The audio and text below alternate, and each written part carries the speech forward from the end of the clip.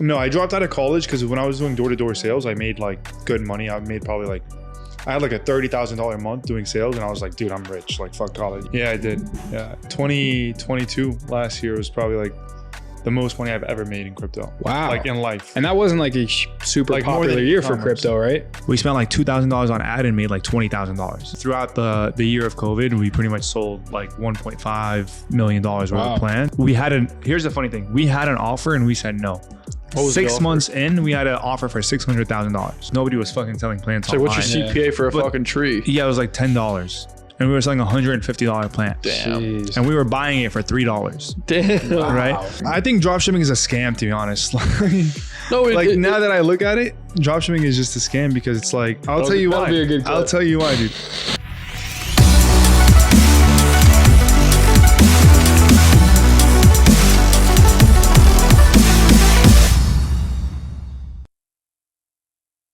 Welcome to episode 60 of New Money Talks. Yeah, that's perfect. Mr. Moe Hayek, we're in Miami, beautiful city. We can't say what building we're in. No, not building. We're not gonna dox you. Don't worry about that. But infamous building. You know, many infamous buildings around here. Moe Hayek, the eCom guy. That's what we're gonna call you. I'm gonna start this thing hot. Watch. The man started hot. The man's doing $1 million a month in e-commerce, right? Yeah. Look at his face. He's like, nah. But he is. But we're going to dive into that. He's heavy hitter, been in the space for a very long time. Probably has a very interesting journey that we're going to crack into. And where do we start? Where do you want to start? Like, who introduced you to e-com? Because everyone dropped out of college too, so you guys have that in common. Congrats. So a lot of people who get into e-commerce, like they either look up how to make money online, or it's typically a friend that puts them on that kind of opens them up to the entrepreneurial space. Yeah. What was your start in e-commerce? Ty Lopez. Yeah, here in my garage.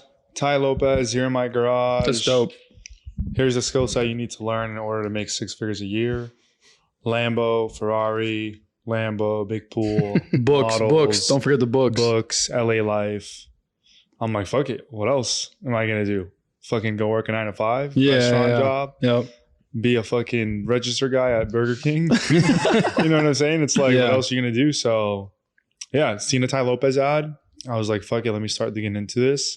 And at the same time that I seen that ad, there was 2 kids from my town that were actually recording in the course for Ty Lopez. Oh, really? Shit. And within that same period, they had posted like their first $250,000 a month. Jeez. And $250,000 in like 2016, 2017 felt like $1 billion to the average person. So the civilians, we call them civilian NPCs. Civilians, yeah. The NPCs. So yeah, I mean, I see that. I'm like, hey, 2 kids from my town. And I ended up being partners with like years later, Ty Lopez, and I'm like, eCom it is. Fuck. Did you ever think about like social media marketing agency? Because like that's a lot about like what he preached, and then I feel like after that is when he realized, okay, I know how to sell people on business vehicles, and so he's like started with social media marketing, and then he was like, oh well, e-commerce is an extension of this, so let me try selling people on that. Yeah, I mean, I honestly had like the typical online entrepreneur evolution. Like I went from door-to-door sales to phone sales, high ticket sales for like an e-commerce coach, made enough money, bought the course from Ty, learned the skill set, started drop shipping, invested into more fucking gurus because the course was outdated. Yeah. Those gurus sucked ass. They barely taught you Which gurus sucked ass? If you're comfortable naming like one. I don't want to go there. That's fine. Anyone like huge or like? Yeah. Like some of the biggest guys that just like sell a lot of courses. They're just good. They're good marketers, really good but sales guys. Yeah. Yeah. So yeah, invested into more gurus, a lot of fucking trial and error, obviously. And then, now we just build 8-figure brands. So did you bought Ty Lopez's course? I did. Which one did you buy? 67 steps. How much you pay for that one? I think it was like $9.97. Oh, so not that much. Was it like a lot for you at the time? At the time. Yeah, of course. I mean, I didn't even have I think I was like working at it was my only job that I ever worked. Well, that and a busboy. I was working at this fucking place in Boston called Witchit, which no longer exists anymore. I was literally making sandwiches for people. Fuck. For this Asian guy. And I ended up quitting that job when they started asking me to start cleaning the bathrooms more often. And I was like, dude, there's no way I'm wiping. There's nothing worse than you can do. Yeah. And go fuck yourself. Yeah. Were you in college at this point? Yeah, I was in my first. Well, no, I dropped out of college because when I was doing door-to-door sales, I made like good money. I made probably like I had like a $30,000 a month doing sales, and I was like, dude, I'm rich. Like, fuck college. Yeah. Yeah. So that's Shit, when I. Like, that's pretty good door to door. Yeah. That's like net clear. Yeah. I was. Well, selling what were you solar. selling? Solar. Mm. Yeah. Who's the guy at Solar in Jersey who has car broken into? I just thought of that. Nori? He doesn't do solar. He does trading. No, he sells trades? solar. No, Nori, the kid who moved to Oh, yeah. This kid He's has like in a million high a year ticket selling like sales solar type of shit. Like Yeah, profit in Jersey? net. In Jersey, yeah. It's funny because he came to like an e-commerce event and like he's like, oh, like I envy the eCom guys, but like all the eCom guys were like, yeah, I mean, I'm doing 100K a month, but like 10% margins. Like you're clearing way more than us. It just really depends on like the lifestyle you want to live. Because if you're selling solar, you can't live like the e-commerce lifestyle. You're still working for someone. Correct. And you're working all day too. Like people are up your ass. A lot of I mean, rejection, people think like because you have your own business, it's like you're the boss and you don't have to do shit. It's literally the opposite. Like as a boss, you get paid last. You have to reply to everybody else first, and you have to be fucking quick. Yeah. And you got to work harder than everybody else. And people always fucking blame you on everything too. It's like, literally everything falls on you. Yeah, you can't blame. Yeah, I like to look at it as like everyone's working for someone. Like even if you're a business owner, you're either like working for your team, you're like working for your customers, your clients. You know, because like if you have an e-commerce business, you're working for the individual customers that you're selling the products for. Yeah. You could have great systems in place to where your team is like working for them, but it's still ultimately you. Like you get paid for value exchange, and people don't realize that. I think the only thing that you don't get paid in exchange for like product, service, or like it's the like that value exchange, or you're working for someone is like trading. Like investing, trading, day trading, crypto, all that stuff. Otherwise, like you got to sell product, service. Did you do any of that shit? Like crypto and all that crypto stuff you boom. have? Yeah. Of course. Everyone's dipped their toes in it a little bit. Did it go well for you or? Yeah, I did. Yeah. 2022 last year was probably like the most money I've ever made in crypto. Wow. Like in life. And that wasn't like a super like popular year for crypto, right? 2022 was, yeah. It was like the end of it. Okay. You're doing like what's it called? Shitcoins, the shitcoins and everything. Shitcoins, crypto, NFTs, all the whole nine. Yeah. Are you still doing it now or not so much? No. Yeah. Just go back to the basics. In and out. Keep the main thing, right? It's like opportunities will always come. And like for us, it's like as humans, it's so easy for us to be like, oh, this is the shiny object. Let me go get money there, right? But for me, I definitely got diluted, but I know I was going to get diluted for a short amount of time, try to make as much money as possible, and then come back to the main thing. Mm-hmm. That's exactly what I did. So when did e-commerce become your main thing? So like you did Tai Lopez course, all the other courses. Yeah. How'd you end up in e-com? I did sales. So door-to-door sales, phone sales, Tai Lopez course, social media marketing agency. You did an agency too? Yes, I did an agency. I had like 4 local clients. I was literally running around with my camera and my fucking backpack. Like Imangaji style. Yeah, literally small laptop. Take pictures of people's products and post them on their Instagrams. And then from there, started dropshipping. Dropshipping did okay. And obviously from there, trial and error. And then I built my first brand. That went well. And then now I'm on like my 3rd or 4th brand. And then what was the first brand? My first brand was silkware. I sold silkware. What's that exactly? It was like women's clothing? Like, women's. Okay. Well, it was more like Blissy, if you ever heard of Blissy. Yeah. Yeah, so it's like silkware for like pillowcases, bed sheets, robes, headbands, etc. Okay, how'd you make that one work? Like, what was the angle and stuff like that? I didn't. Okay. I built that brand. I probably spent like 6 months on it. And it didn't get me the results that I was looking for. Like you bought inventory and everything? Somewhat. Yeah, somewhat. It was kind of like a hybrid. Like my model is always like minimum viable product, right? Like I'm not going to go balls to the walls and spend every inch to make this thing look like it's fucking huge when I don't need to, right? Because your first duty as an e-commerce entrepreneur when you're starting something is just find product market fit. Yeah. And if you're going to have to spend $30,000, $40,000, $50,000 to do that, then it doesn't make sense. It makes sense. Right? Yeah. So I probably spent like maybe $5,000, $10,000 like between getting the brand, the product, doing like a nice little shoot, running some content. And it did good, but it came to a point where 1, I didn't really enjoy the business model. 2, I just didn't really see the full potential. So this was like early or late 2019, early 2020. And then COVID happened. And when COVID happened, obviously we were all stuck home. I came across this thing called Hustle Trends by Sam Parr. Oh shit! Yeah. Hustle.co. Yeah. And I literally signed up for $1. I'm like, let me check this thing out. And the first article I read was about selling online plants. The plant industry is booming. I remember that was the fucking thing inside of there. That was the thing we had. The plant industry. And so I got that article before that ad that they did was blasted out, right? So I'm like, fuck it, let's do plants. So at the time, me, my boy Samir and Juan, we're like, let's just copy paste some fucking plant website, change the name and the logo on it. Are we talking like fake plants or real plants? Real live plants. Like house plants. Yeah, real live house plants. Yeah, the craziest thing ever. So we're like, okay, this article gave us the top plants to sell, where to sell them, even said which fucking and who plants the biggest industry. Wow. They were like, hey, snake plants, easy plant, this plant, that snake? plant, right? I have a snake plant. What the hell's a snake plant? It's just the type of the plant. It's fucking retarded. So I read this article, I take action right away. I literally copy paste somebody's website. The website was called Leon and George, which that company still exists. And we literally copy paste the same exact website, just change the logo to Modern Garden. We spent like $2,000 on ad and made like $20,000. Really? Made COVID. Like this COVID just started and people are just going crazy for plants because they're How are sucking. you doing the fulfillment on that? That's what Dude, I'm getting to it. So we did that before even finding a supplier. Yeah. I'd never been to a nursery in my life, right? So we sell $20,000. We're like, holy fuck, what do we do? So we refund all the orders, start making calls, find fucking farmers, go to our local nurseries and start figuring this shit out like one by one. And throughout the year of COVID, we pretty much sold like $1.5 million worth of plants. How do you ship a plant? I'm very interested. It was the hardest business in my life. Yeah. And ultimately I put it on the side and here's the funny thing. We had an offer and we said no. 6 months in, we had an offer for $600,000. Jeez. And we're like, nah, we're going to keep running this shit up. Right. You should have sold that thing. Yeah. Should have sold that thing.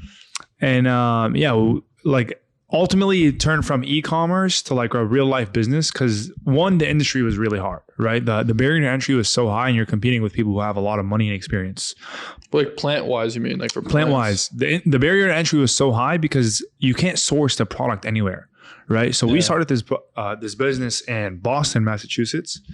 And we were buying plants from Florida.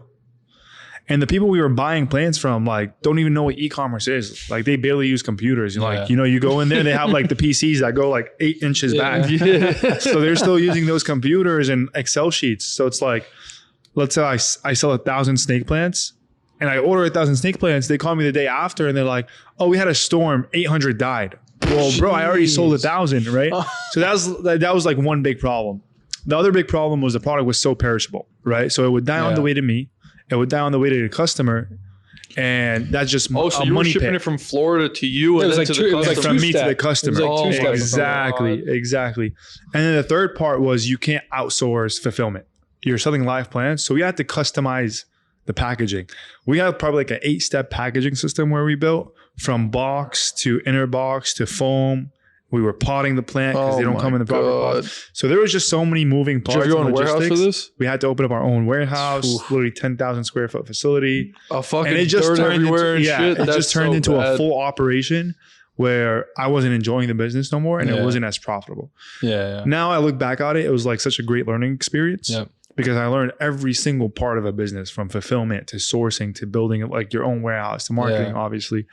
And I know exactly what I do want to do and what I don't want to do. What do you want to do? Now I just enjoy creative and marketing, to be honest. Anything like copy, design, branding.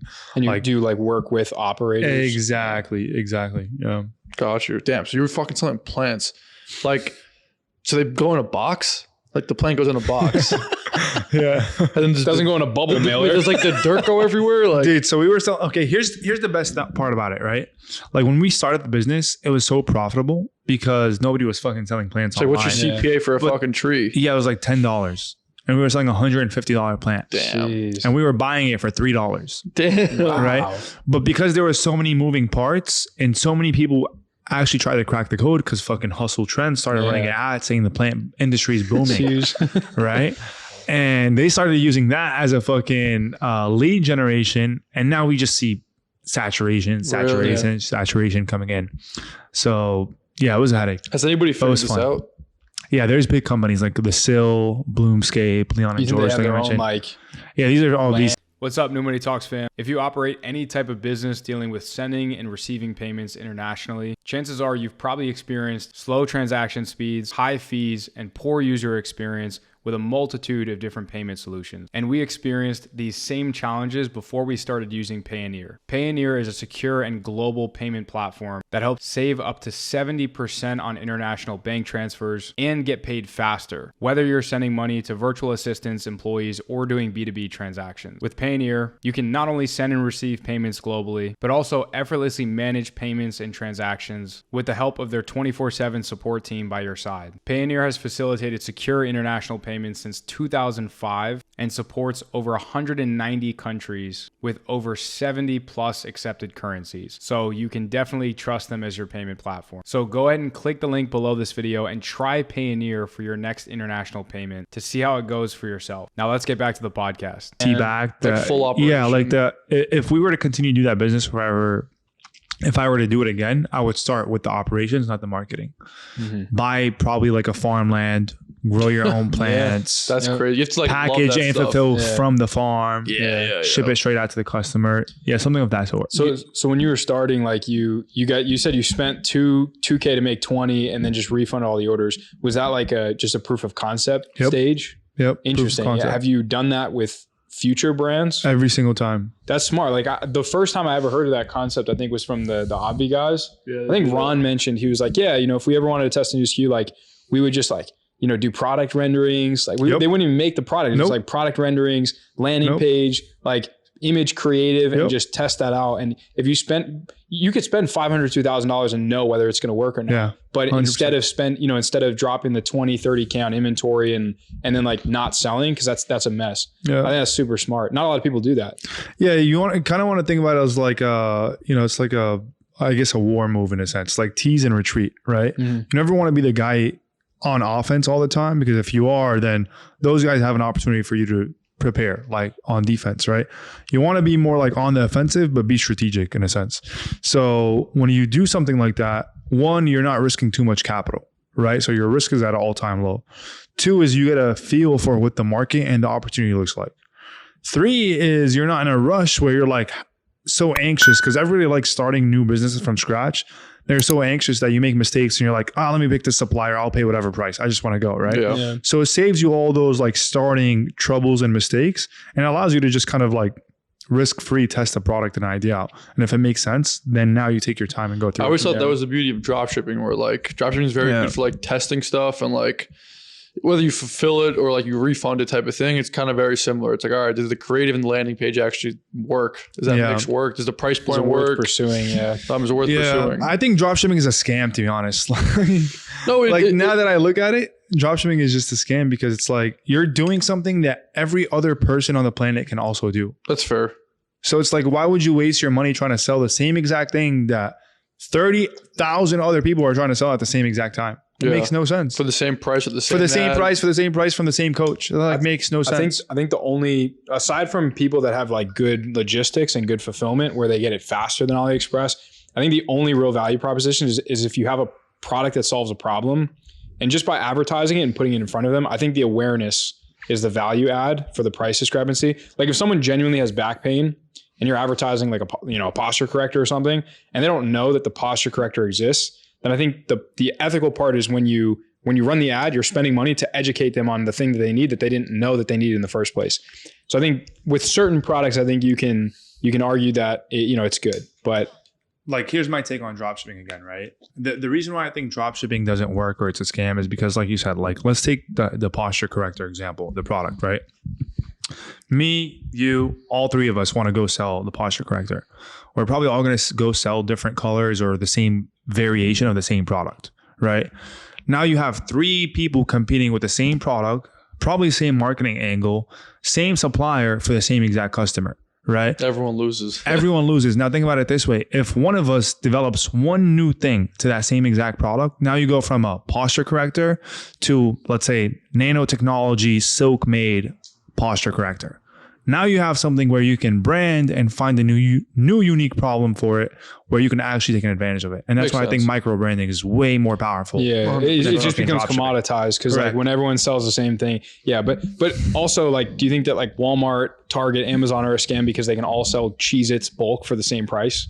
You know? No, but Amazon and Walmart aren't selling the same product. They're selling different variations, and you're buying from a brand. You're not buying from a random store. You're buying. What makes it a real brand? Okay, you buy on Amazon for convenience. You go to Walmart for convenience, for an experience. You don't buy because you think this is the best posture corrector on the world. You buy from Amazon because you know if this shit don't work, you just send it right back and they give you your money. Experience. Yeah, no, for sure. And that's why you're buying from there. Too. Yeah. Dropshippers are not giving no customers good experience. Yeah. That's true. Yeah, no, dropship is not giving any customers. I feel like that's what most businesses though. Like most marketing agencies give a shit service, but that doesn't mean all marketing agencies suck. You know, all marketing agencies suck. I'll tell you why. I'll tell you why, dude. All marketing agencies suck because all they want to do is get a new client, and as soon as they get a new client, they're the shiny object. Then they get another new client, and that client's dust. Every single time, and I know that from both sides, running an agency and being a client. Yeah. There is no agency out there in the world that will get a client and make sure they get the same type of performance that a brand new client gets.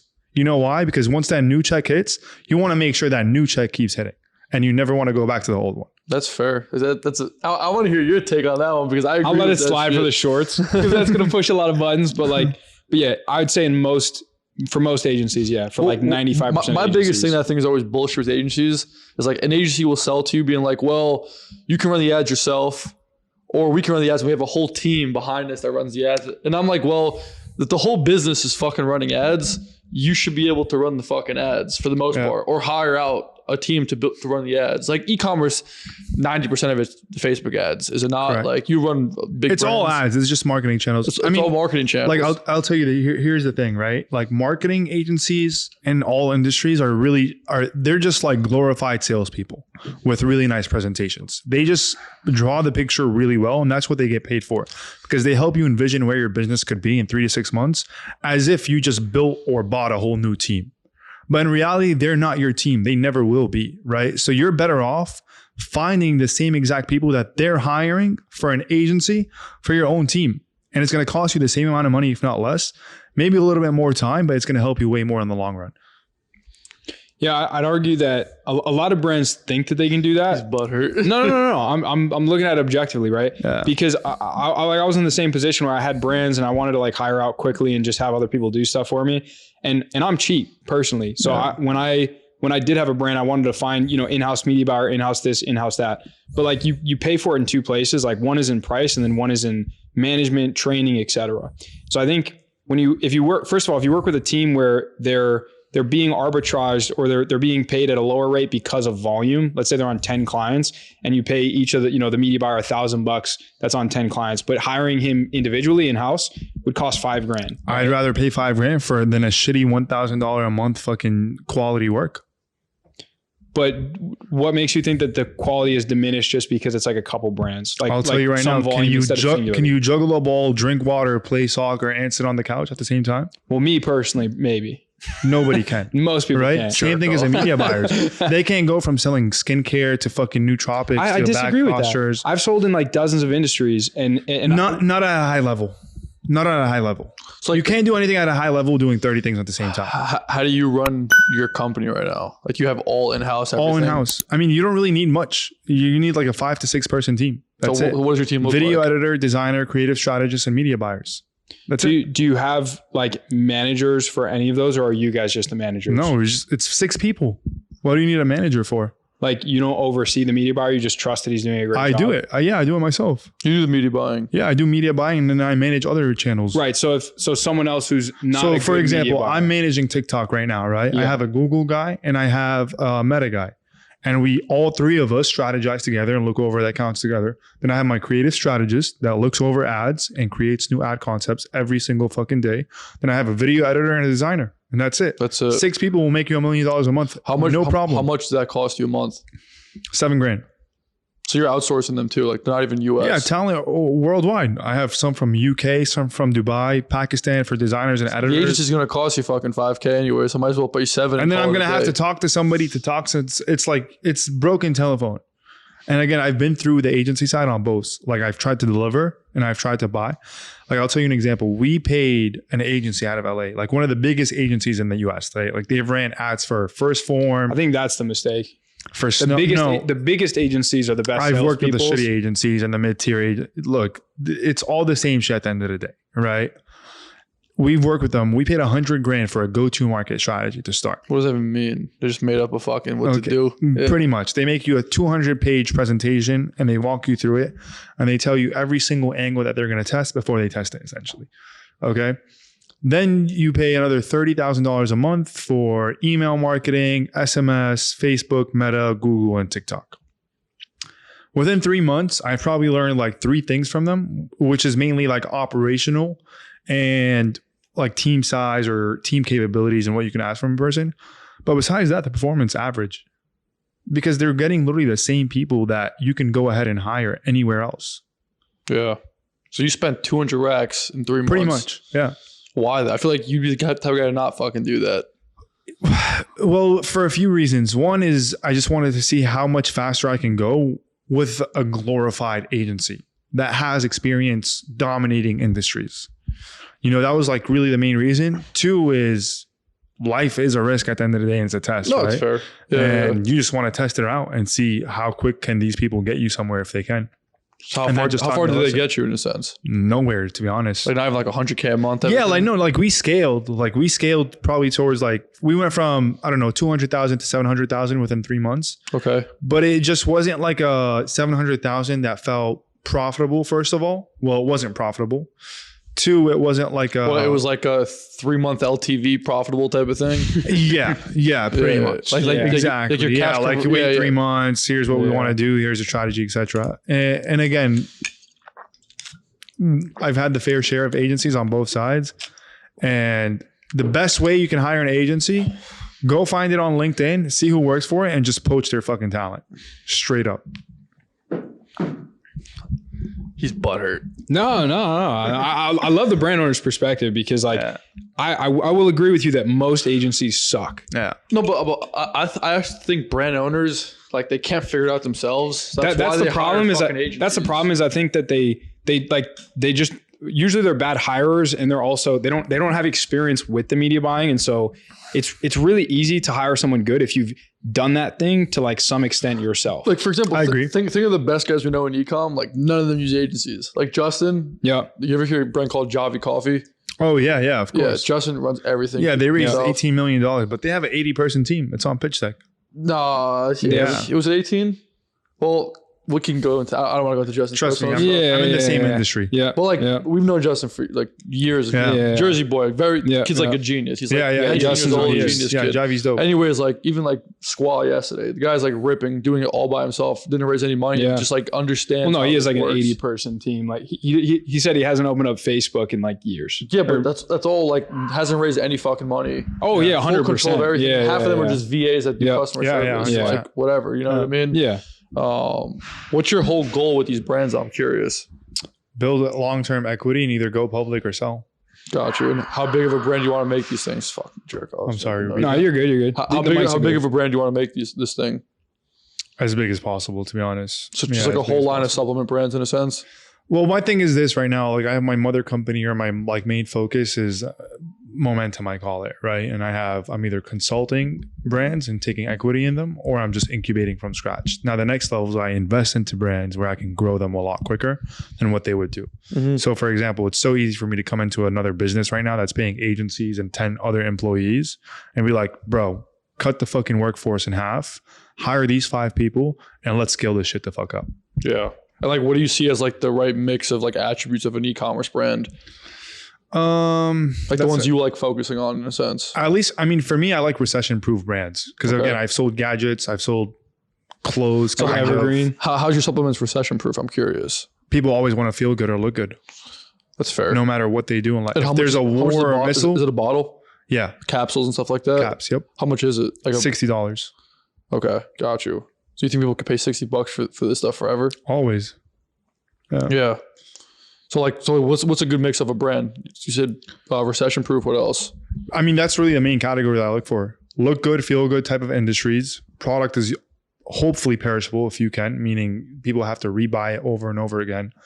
And then, yeah, if there's like the third part is like if you can tie some type of passion to it. So for example, if you're selling supplements, you're selling on the passion of self-improvement, right? People always want to self-improve, and it's perishable. And no matter what happens in the world, people are either going to try a new.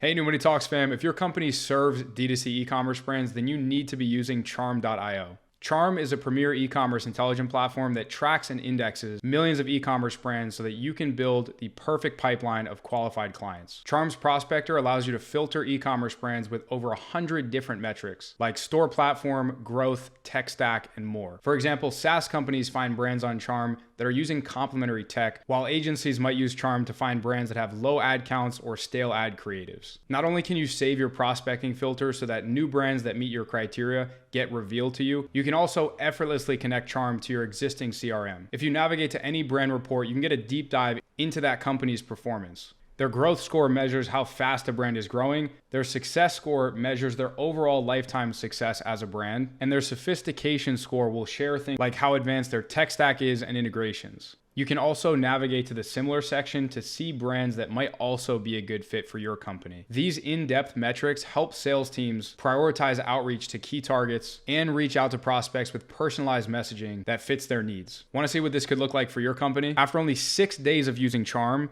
the advertising agency Hey Social achieved the following. They sent 2,958 emails, 5 times higher than their average within that same set time frame. They had an email open rate of 75%. They added 34 prospects with an average value of $88,000, and they booked 14 discovery calls with a close rate of 14%. So go ahead and request a free trial of Charm today using the link in our description and get up to 100 free brand reports. Now let's get back to the podcast. Thing always because the last thing didn't work, or yeah, that's it.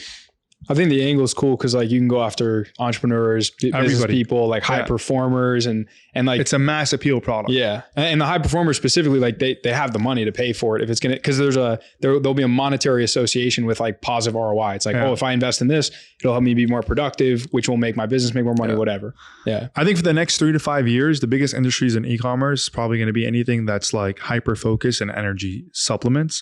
Then after 3 to 5 years, it's going to be the complete opposite, which is like relaxation and antidepressant.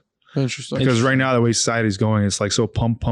Yep. Like live up to the hype, catch up with this person, live this type of lifestyle. Yeah. Then ultimately, we're going to get to a point where everybody's going to crash. I was going to be fucking depressed. Exactly. And that's when the propaganda kind of like switches, you know, and it's like, instead of all this energy, try to keep up, stay calm, you know, come to the ground, relax. CBD gummies. I feel like there's been, there was a phase of that couple of years ago with like especially like the CBD gummies. They're still very popular now, but I think there's always going to be a little bit of both.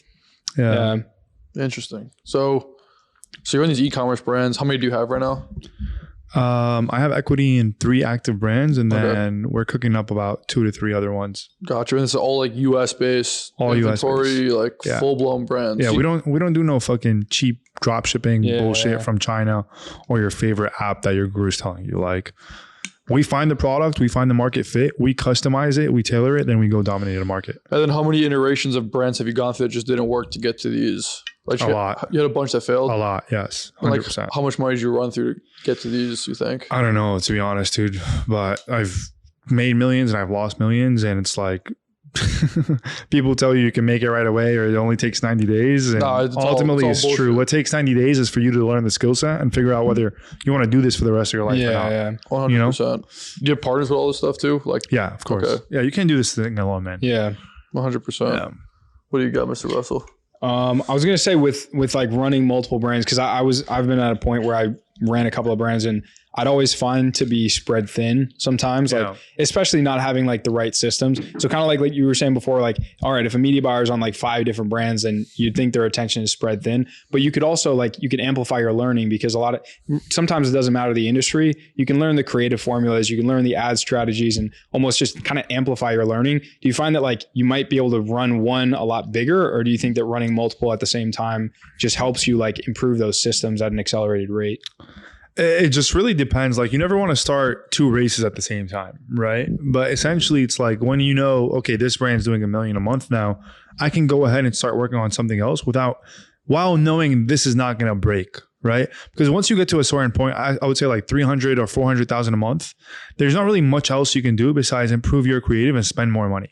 Yep. Because at that point, you've already opened up every sales channel in the e-commerce industry, and you know which ones you need to double down on, right? So after that point, it's really more about growth and maintenance. Now you can have way more time to say, okay, let me go ahead and start this new brand and get it to that point as well. So like on a day-to-day basis, you don't spend that much time on the brand? No. Got you. I think now at this level, like each brand probably takes me like 2 to 3 hours max. And how do you think about like getting to that next level in a sense? Just spend more? Yeah. Spend more. Hire better people. Like, yeah, scale. It's pretty easy. Not even hire more people. Sell more products. So you want to expand your product SKU. Have people buy more of your product and spend more money to be in front of more people. It's a very simple formula. Do you incentivize like subscriptions and all this type of shit too? Yeah, of course. Yeah. What are some things you've done to like actually have improved like subscription stuff like that? Like take rates and all this type of stuff. Like without getting too technical, it's really just offer and positioning, to be honest. Like get technical. I'm curious what you might not get too technical. No, it's just like, yeah, like our main offer right now, for example, like when we launched the okay, I'll give you guys a story. So obviously the brand's limitlesspill.com, right? The biggest competitors in the space are Joe Rogan's company or Joe Rogan's like Days of It, On It, and Alpha Brain. Okay. There's Qualia and Neurohacker. Oh, okay. Qualia is big time, right? Yeah. They're both big time. On It sold for like $300 million privately. Oh, wow. Yeah. So when I look at the market, right, when we were analyzing this and we want to figure out, okay, what is the best way to approach this?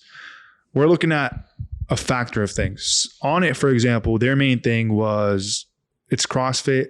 It's fit for athletes, for example. Joe Rogan's the face of it. And then their servings, for example, the amount of servings is like you need to take 2 pills per serving. And their price was like $40, for example. So like, okay, we understand this market. Qualia, 4 pills per serving, $110. They're shooting for corporate luxury type of lifestyle. So like, okay, we're going to do 1 pill, 1 serving, which nobody does. So you don't have to take 2 or 3 or 4, right? And we're going to sell it really high, but the barrier to entry is going to be really low. So we launched a free trial. Nobody was doing a free trial in the nootropic industry, at least not that I know of when I was doing the research. Now On It's doing a free trial. Qualia is trying to do a free trial, and we're running this shit the fuck up. Interesting. The 1 serving is smart. Like I take a lot of supplements, and you know, a lot of them are like, oh, take 3 pills 3 times a day with meals. Yeah. And it's like incredibly inconvenient. You end up only like maybe taking 3 one day and then 6 the other day. Yeah. So I think that's super smart. But you have to like, a lot of times you just have to pack a little bit more into one. Correct. Yeah. 750 milligrams instead of having like 400 or 500. Yeah. What are the formulation process of that look like? Or like any R&D? I don't even like using that term because like I've had some companies come to me, they're like, oh yeah, you know, we're spending like $15K a month in R&D. I'm like, why? But like, what did that look like? Because that's a tough product. I mean, luckily for me, I didn't invent the product. I partnered up with somebody who invented the product, had the trademarks, etc. And I just really needed to come in and play my role as an operator. That's awesome. Oh, so you weren't even involved in making the product, developing it. No. That's the worst part. Yeah. Oh shit. So you just skipped the line and said like. But obviously now we've launched we just had 1 hero product. Yeah. Now we have 2 and we have 8 in the queue that are going to be coming out like 1 a month for the next 8 months. I'm curious of the free trial stuff too, because I've seen that happen a lot of times with free trial stuff like that. You get a lot of like shitty customers like that, don't you? Yeah, for sure. I mean, again, you got to test it out for a month or ideally like 90 days to really figure out what it's worth. And yeah, you get like 20, like our churn rate right now is 25%. Okay. So meaning because we have a really good product and we have really good retention strategies and the brand is very fucking valuable to be a part of, right? People want to stay. For sure. But if you're drop shipping and you're getting a fucking free trial, of course. Yeah. Nobody's going to fucking stay with your product. That makes sense. I'm sure the free trial like lowers CPAs and everything too. Correct. Kind of brings in a wider audience. Correct. Another big thing that like has not been solved in e-commerce with subscriptions is like insufficient funds and fucking credit. Yeah, there's no way around that. Funny enough, to be honest, we did this one flow called dooning or dunning. I don't know how you guys pronounce that word, but I always say dooning, which is what we call like anytime a customer gets charged and that charge doesn't go through, whether it's for insufficient funds, card block, etc. We just made a Klaviyo email, to be honest, to say, hey, we're going to charge somebody 14 times. We're going to email them the first 6 times and on time number 14. And that flow alone is probably bringing in like an extra 10 to 15% in revenue. Yeah. Wow. From the people that were failed. What do you think it does? Saying like, well, what it does, we say, card. hey, your card didn't go through. Do you want your product? They say yes. Okay, add a new card. Yeah. And it's as simple as that. Oh, interesting. That's pretty smart. And now we save 10, 15% of the people who are declining. They come back, they change their card, and they get their product. That's actually some fucking sauce right there. Yeah. I was talking about that last night because like I've done a lot of subscription like brands, like e-commerce brands. We had a beard company a long time ago. Yeah. We were selling like a hero product with like beard oils and shampoo and stuff like that. And we had a similar offering where it was like free plus shipping up front, and then you got like subscribed over time and stuff like that. And you always just had just like shitty people taking that offer. Yeah, 100%. And then on the back end, you have like all that crap with the processors. Money just doesn't go through. And you spend all this money up front to acquire these customers, and you're just like, yo, I'm never going to get back, you know? Yeah. Especially if you don't have like a float in a sense. It could take you like 6 months to make the money back. So yeah, 100%. But that's actually a really good hack that I had never even thought of.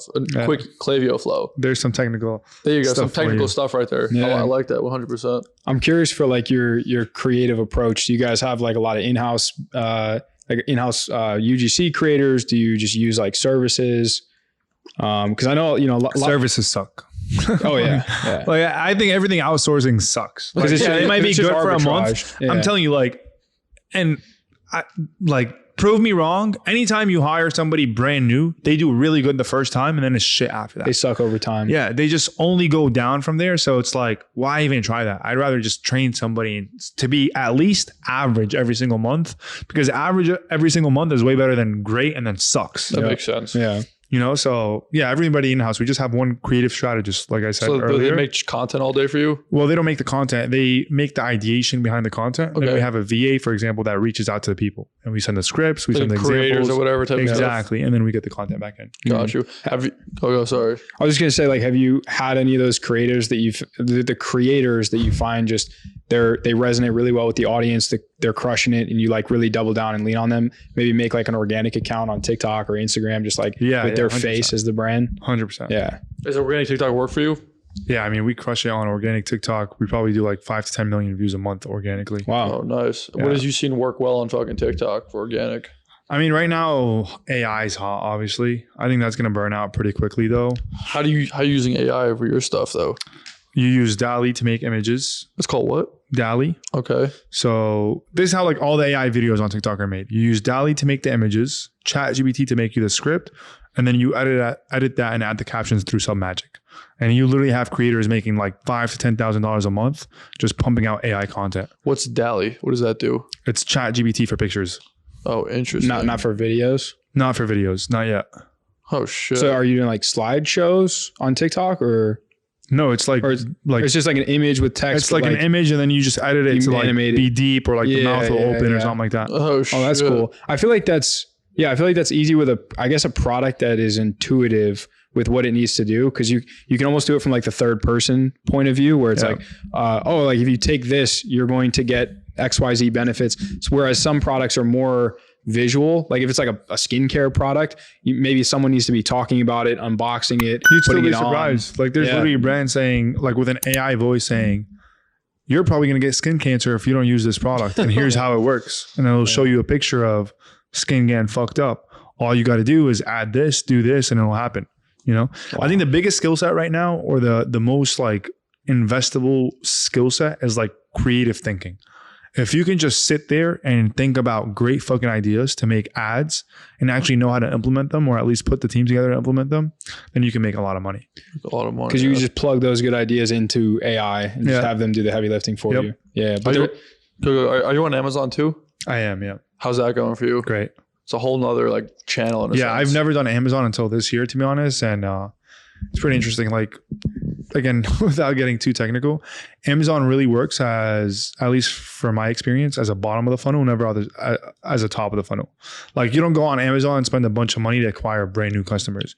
You're on Amazon to establish authority and credibility, because you spend so much money on other platforms and you do organic that goes viral. People search up that product. And if you show up on Amazon, you're going to make a really fat return. Mm-hmm. From when you started on there, did you guys have a bunch of good reviews? Because I feel like that's always like the hardest piece on Amazon. Yeah, we figured out some finesses. I feel you. No, like, because a lot of brands, like I have a brand that in our warehouse, for example, that like they sell a whole bunch D2C. Yeah. They go on Amazon, they have like 3 stars. Yeah. I mean, Amazon watches everything. So if I say like what I did, 100%. Yeah, I mean, we have great reviews. Yeah, we figured out a way to do it. And then do you have like a whole product line on Amazon too? Yeah. Damn. So you're playing the game right in a sense. 100%. Yeah. How are you managing like attribution, especially with like, because I know you probably, you're running ads, you get the top funnel traffic.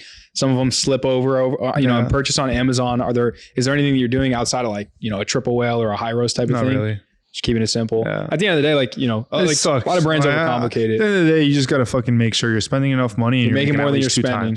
What's up, New Money Talks fam? As most of you may know, how you handle your supply chain and your inventory management as an e-commerce brand or a 3PL can make or break your business. Inventory management can be extremely tedious and daunting, and that's why there's tons of different solutions to help simplify this process. However, none of them come close to what Info Plus has to offer. Info Plus is an all-in-one warehouse management tool that helps you streamline your warehouse operations and automate processes to save time, reduce errors, and elevate your inventory management.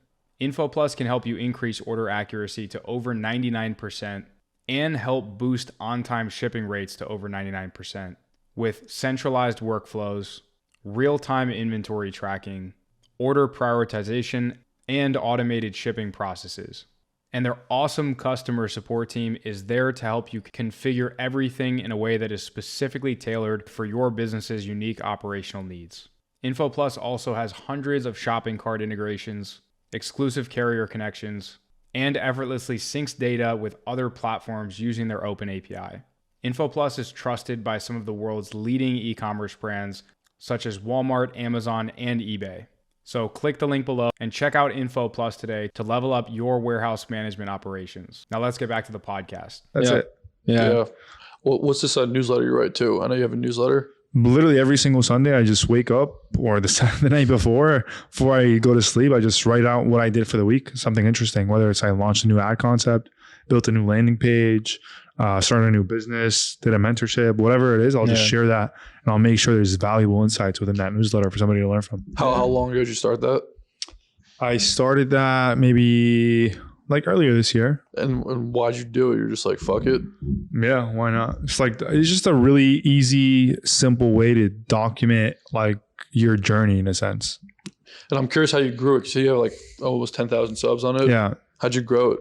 Honestly, just organic through Twitter and then recommendations. So you have other newsletters recommend you and you recommend other newsletters. Yeah. Like and you pay for them and stuff like that, right? Yeah, you could do pay for them, but I got lucky and I was able to like establish a partnership with like 2-3 other way bigger newsletters. And they just sent me traffic because I post quality shit. Yeah, that's awesome. And your Twitter's been growing and stuff like that too.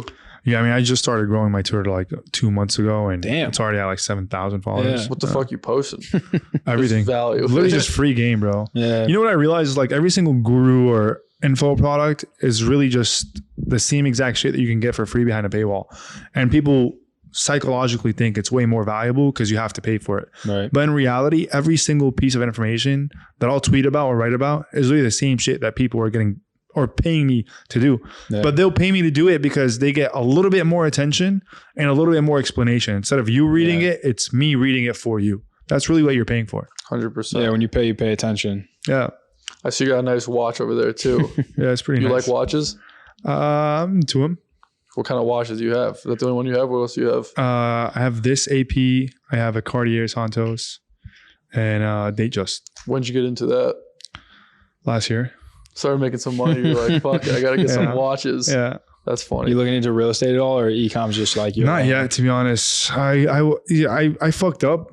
Obviously, when interest rates were low and I had a lot of cash and money, I kind of like blew it on stupid shit. Like what kind which of kind of happens? I'm curious. The typical like travel, cars, jets, cars. I think travel is justified unless you're like just going to the most expensive places. Like, well, here's the thing. Like once you start making money, and I'm pretty sure a lot of people can relate to this, you think your lifestyle changes overnight, but it really doesn't. And the more money you make, the more shit you want to do that costs you even more. Like right now, let's say you're making, I don't know, $5,000, right? The average person.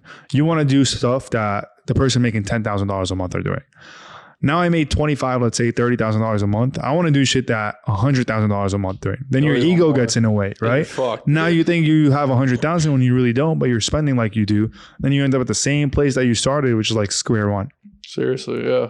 I feel like most people have those kind of waves. Like you have a big hit, or like you continuously, the income's going up, but then you have like, you know, you have something like, I remember Dan was saying this in our podcast. He's like, yeah, I was making 200 grand this month, but then I spent 300 grand. And the next month I made 250 and I spent 300. And it was, as you make money, you almost feel obligated to spend more, but it's the people that as they make more, they keep everything the same that succeed. Do you come from money or no? Not at all. So like, I come from more, dude. I moved to America like for my second. So I was born in America, lived my whole life in Syria, essentially from like 7 to 15. I moved back from Syria to America, mid-civil war there. I had no fucking internet at my house in Syria. Oh. Didn't even know what a sushi place was. Shit. Like, forget fried chicken, right? Came here sophomore, as a sophomore in high school. Did you speak English or no? Yeah, I speak a little bit of English. Yeah. Yeah. So you have to like figure all that out too. Yeah, 10 years. High school's like the worst fucking 10 years, time too. High school's a tough time. High school was a tough time. Shit. Yeah. So you figured it out though. Dude, it's not hard. What do your parents think about all this shit too? I mean, honestly, they still don't understand it. They're just happy to see that, like, you know, our kid grew up. He can take care of himself. He can take care of us. And, you know, we didn't come here for nothing. Like, my kid didn't turn up to be a fucking loser, you know? That makes sense. Yeah. Good thing you dropped out of fucking college and figured it out, you know? I mean, they still ask me to go back to get it just for them. Everybody. It's a big ask. Go get a job, blah, blah, blah. Yeah, but you got to live your life for you, not other people. 100%. You can serve people on the way. But how you like in Miami too? I know everyone's talking Dude, in don't move here. Why do you say that? I feel like everything this man has like the opposite fucking opinion. It's bad. I think he's the right idea though. No, he really does. I don't like it here either. Yeah, I mean, everybody tells you to come to Miami, but Miami will either make you or break you. And for a lot of people, it breaks you. I mean, you see the fucking airports in Miami. People are slumped, tired, look like shit, sweaty. They're leaving like that for a reason because they can't handle this lifestyle. You know, whether it's like the parties, the cars, the money, like a lot of people see that and they don't know how to act. And a lot of people see that and get consumed in it. You know, like you'd be surprised how many people in Miami are driving Lambos and living paycheck to paycheck. Oh, so many. You know, so...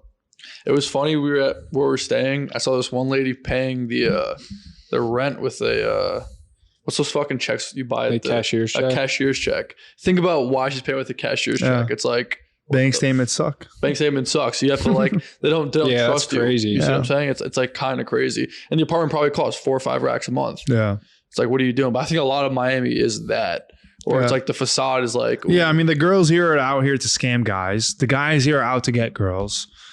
And the average person doesn't know how to become unaverage, and they're spending their life trying to look rich instead of being actually rich. Like that's literally Miami. You put it fucking perfectly on the money. Yeah. And every apartment looks the fucking same. Here, everyone got the same view. 100%. It's like kind of crazy. Yeah. Where would you like to live if you were to choose a place other than? I would live in Florida, just not Miami. You like Florida? Okay. Yeah, I like Florida a lot. Like the weather's good. People are cool. There's a lot of opportunity people here that you would want to work with and network with. But like, don't get me wrong, Miami's fun to live if you're a bachelor or young or you want to experience it, but it's also very dangerous. Like, I'll tell you what, when I first moved, I think part of the reason why my business also failed was because I moved to Miami. Because I went from, let's say, working 10-hour days to working 6-hour days. You know, because I wanted to go out, I wanted to meet up with this girl, I wanted to spend money here, I wanted to check out this club, I want to tip this promoter, do this and that. So I went through that phase for 4 months.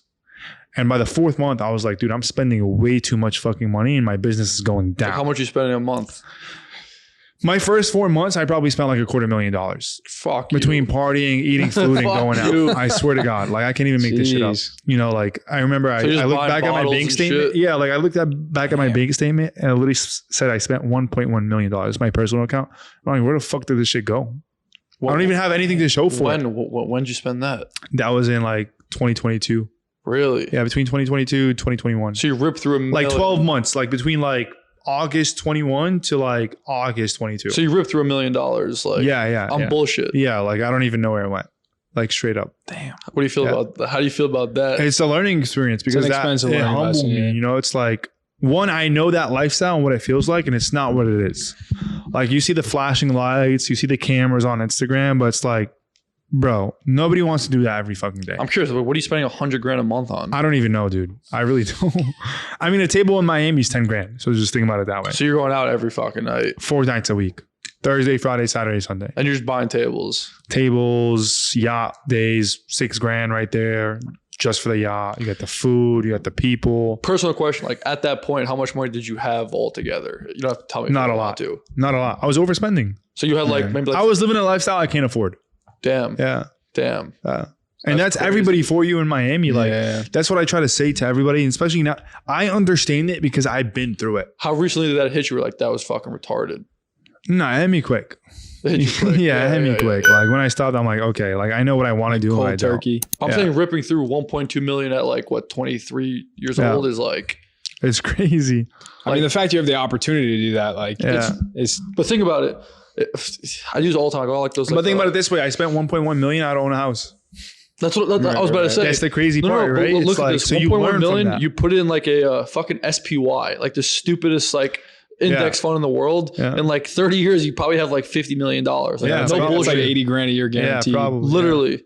But like, instead, you fed the rich. You did stupid shit that society wants you to do. Yeah. And not to make you feel bad or anything, but like that was retarded. Yeah. I mean, was it fun? Of I'm course. sure it was fun. Yeah. It was fun. Do I regret it? Nah, not really. Would I do it again? Yes. I just wouldn't do it at the same time. You know, it's like, I would wait until I had like 3 more times that. You know, but goddamn. Well, you're trying to build it up now, so exactly. That makes sense. So having built like the supplement brand, have you gotten more excited about, or not excited, but like interested in like biohacking and like your health and wellness, or is that still something that's kind of like on the back? Yeah, I mean, I'm still learning it, to be honest. Like, I just hate the people on Instagram talking about you got to take 80 pills, wake up at 3 a.m. to be successful. It's like, bro, go jerk off. You know, it's like, you don't really hasn't jerked off in a year. This is fucking retarded. I got a girl. Yeah, like, don't get me wrong. Obviously, health. I got a girl. Why do I need to? Girl or no girl? Sometimes it's kind of crazy. It's kind of feed the. No. It's kind of you know what this is like. It's like going to a bar and like to be with your friends,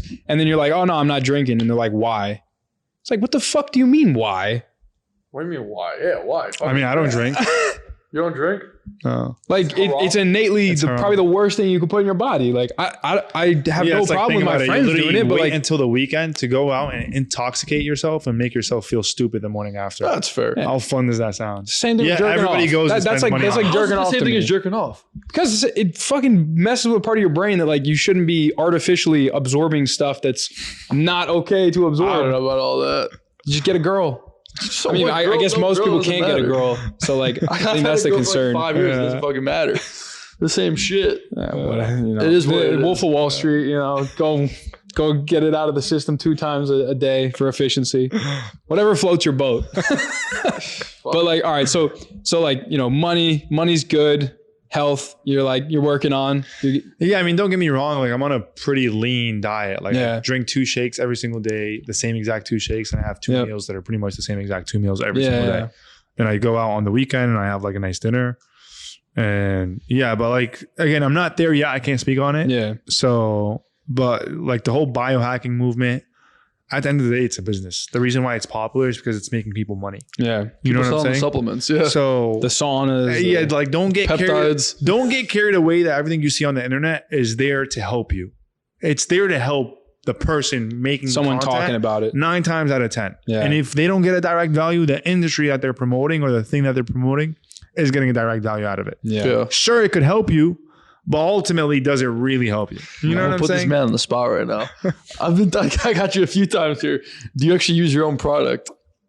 I don't. That's because I'll tell you why. Because I don't drink caffeine. The product's not made for me. It's made for people who want to be like me. Does it have caffeine in it? Want to be like me. Does it have caffeine in it? Yeah, it does. Okay. Well, one of them does. We just released one with lion's mane. But I just take I take raw lion's mane, for example. Yeah. But again, my product is made for lazy people who want to get more out of their potential. I'm not fucking lazy. I wake up every day, same time. I go to sleep, same time, and I get my shit done. I don't need to take my product. That's solid. That's fucking honest. Listen, drug dealer never consumes their own supply. That's bullshit though. Drug dealers do consume their own fucking supply. Probably. Yeah, I mean the biggest thing in e-commerce, you never want to sell something you're passionate about because then you get emotionally attached to making it work. Yeah. So I'm not passionate about my product. I'm just passionate about selling it. Dude, this guy has like a opposite of everything, which is like, I fuck with. Yeah, it's fucking real. Facts, though. That is real. Yeah. You know what I mean? Like people are like, passion. Like, fuck the passion. I'm just trying to make some money. Yeah. Yep. Damn. Yeah. Do you feel like fulfilled right now, or is there something that you feel that you're like missing that you're striving towards? I mean, obviously you're definitely always striving for something, right? Like, I want to put my parents somewhere that they've never been, for example, right? Like in life, I'll put myself in life that I've never been. I want to give my kids like a life they've never had or I've never had, for example, growing up. So like things like that drive me, but like materialistic stuff, like, yeah, it'll be cool to get another watch, to get a big car, get a big house. And obviously that's the fucking goal, but I'm not doing it for other people, right? I'm not doing it for my personality to look cool. I'm doing it because I know once I accomplish like enough things, it's like a sign of, I guess, excellence in a point. Yeah. Damn. That's been good. We're dead. We're hungry. You want to eat? Yeah, I need to eat, dude. My food's waiting for me. 100%. Where can people find you though? Where do you want people to find you? MoeHayek.com, or just find me on Twitter, Moe Hayek. And then the newsletter, is it Moe Hayek, the newsletter? MoeHayek.com. All right, we'll have a link. We'll put it in the description. On our end, whoever the sponsors are, appreciate you guys. Hit me up. I need that. Yeah, we'll put you contact with him. Make sure you like, comment, subscribe on our stuff. You guys know the drill. So we've done this fucking 60 times. So episode 60 weeks in a row, 1 episode a week. Yeah, that's the best one yet. Yeah, it was awesome. There's a lot of viral clips in this one. Oh yeah, there's a lot of viral clips in this one. Yeah. If you got all the way to the end, I've done this before. A few motherfuckers DM me for this. I'm giving someone a Zelle for $100. If you got all the way to the end, you gotta post that at the front, bro. I'll pay the 100. Just put it at the front. Oh, look at this guy. You have to comment OG and then go DM him on fucking Instagram. I'll send you the $100. I'll pick somebody. Run it up, Turbo. You gotta show proof that you subscribe to the newsletter too. Oh, there you go. Anyways, catch you guys in the next one. Peace. Yep. We'll see you in the next one.